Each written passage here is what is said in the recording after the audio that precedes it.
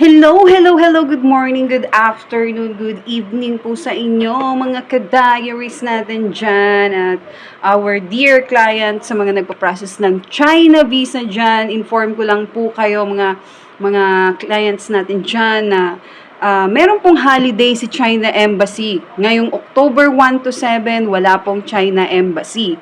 Meaning, hindi po tayo pwedeng mag-apply or pa-process ng China visa application.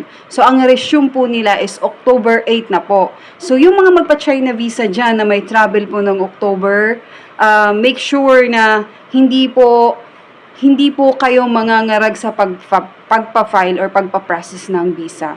Kasi po, pagka magpa-process po tayo ng China visa, wala pong China Embassy during Saturday, Sunday, at holidays. So, take note po, October 1 to 7, wala pong China Embassy. So, hindi po tayo pwedeng magpa-process